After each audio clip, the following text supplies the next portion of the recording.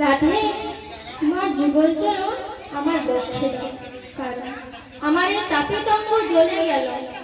তাই বলছি ও রাধে আমি মাথায় বাঁধব নামাবলি,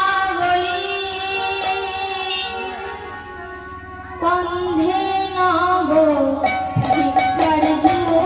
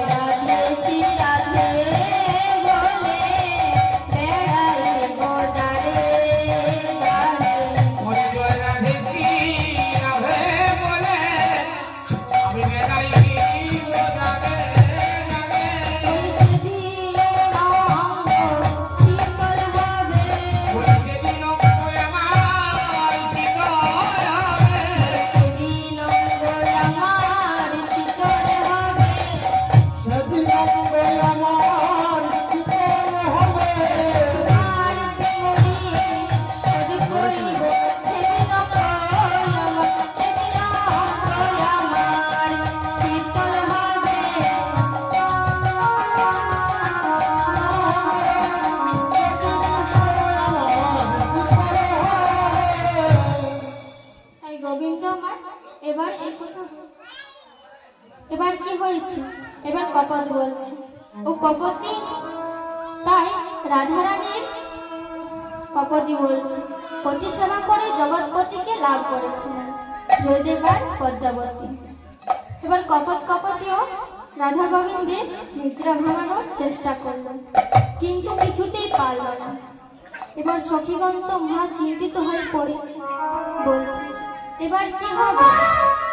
তখন ললিতা বলছে ও বিশাখা এক কাজ কর, এবার বানরগণকে ডাক, কারণ তারা দাপর যুগের অধিকারী, তারা রাধা গোবিন্দের সুখের মর্ম জানে না। তখন এবার ললিতা বিশাখা কি করলেন? আর বানরকে ডাকলেন আর বলছে ও বলি বানরি কোনা দে চমক